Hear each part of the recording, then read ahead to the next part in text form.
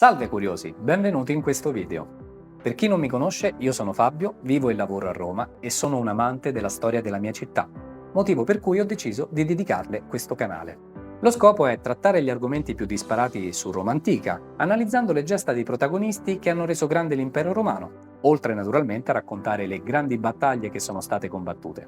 Sarà un percorso di studio sia per voi che per me, perché mano a mano che il canale crescerà, gli argomenti trattati varieranno, quindi non parleremo solo della fase antica, ma anche di altre fasi storiche interessanti. Ho pensato che il modo ideale per cominciare questa avventura è raccontare come tutto ebbe inizio, ossia della fondazione di Roma, che avvenne esattamente in questo giorno, il 21 aprile di 2776 anni fa. Una storia avvincente che ha per protagonisti due fratelli e che sono sicuro conoscerete tutti a memoria. Dico bene? Dico bene? Ma prima di cominciare, se non lo avete ancora fatto, vi invito ad iscrivervi al canale e ad attivare la campanella degli avvisi per sapere sempre quando usciranno nuovi video. Bene, allora questa nostra prima avventura può finalmente iniziare.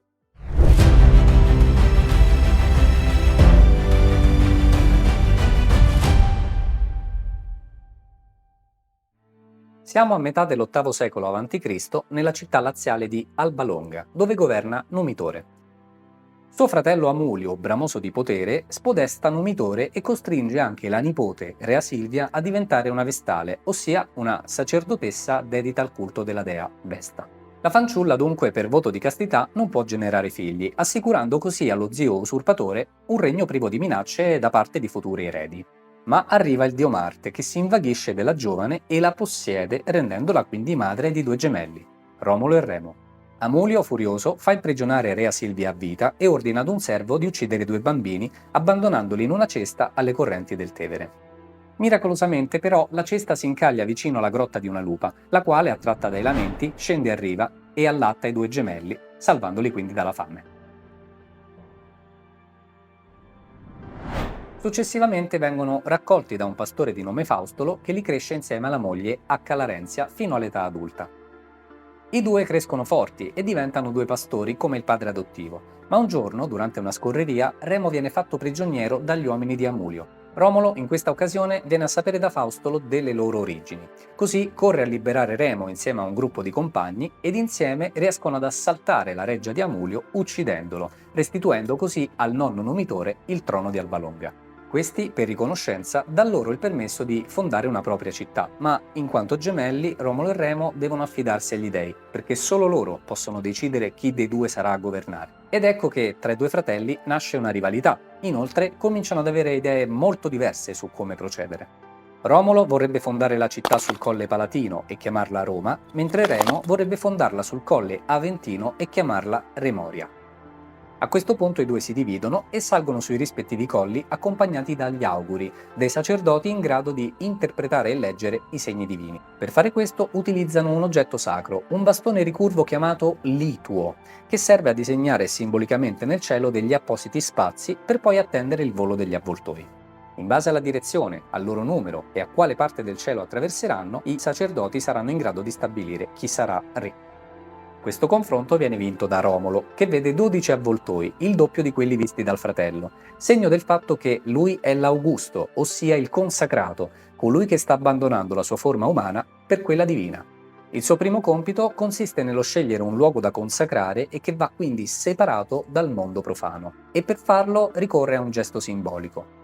Prende una lancia ricavata da una pianta di corniolo e la scaglia sul Palatino come in segno di conquista. E secondo Tito Livio, questa lancia mette radici diventando un albero, confermando il favore degli dei.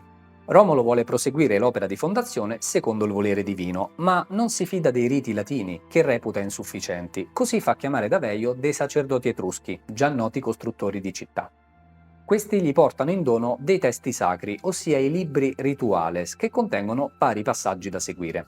Un po' come una sorta di libretto delle istruzioni dell'antichità per costruire una città da zero. Il primo passo quindi per Romolo è scavare una fossa nella quale gettare tutti i frutti del raccolto, mentre i suoi seguaci vi gettano un pugno della loro terra natia, come a simboleggiare che saranno presto riuniti tutti in un'unica patria. Richiusa la fossa, Romolo e la sua gente celebrano la Parilia, una festa che si svolge il 21 di aprile in onore del dio Pales, protettore degli allevatori e del bestiame, e che consiste nel saltare dei fuochi accesi per propiziare la fertilità delle capre. Proseguendo nei rituali, Romolo prende un aratro con un vomere di bronzo, lo aggancia ad un bue e ad una vacca e inizia a tracciare il solco primigenio, a cui corrisponde il pomerio, ossia il sacro e inviolabile limite della città che non può essere valicato in armi. Ovviamente dal solco si erigeranno le mura. Ogni tanto Romolo solleva l'aratro in corrispondenza del punto in cui sorgeranno le porte della cittadella e mano a mano i membri della comunità lo seguono ribaltando le zolle e ponendo all'interno del solco delle pietre per evitare che una pioggia lo possa cancellare. Ma queste non sono pietre comuni, sono pietre consacrate a Terminus, il dio dei limiti, quindi rappresentano uno spazio sacro. Ed è forse in questa fase che Remo, in segno di scherno, oltrepassa il solco brandendo una spada e provocando l'ira di Romolo, che si scaglia contro di lui, uccidendolo. Inizia così, con un battesimo di sangue, la storia della città eterna. Siamo arrivati alla conclusione di questo video sulla fondazione di Roma. Io spero di avervi intrattenuto a sufficienza e di avervi tolto qualche curiosità sull'argomento. Ma prima di salutarvi vi consiglio di vedere assolutamente un film per entrare meglio nel vivo di questa storia che abbiamo appena raccontato. Un film per la regia di Matteo Rovere, ossia Il primo re. Vi avverto però che è un film che a tratti è un po' cruento, quindi se siete un po' sensibili magari passate ad altro. Detto questo, io vi saluto, ci vediamo a un prossimo video e non mi resta altro che dire buon compleanno, Roma.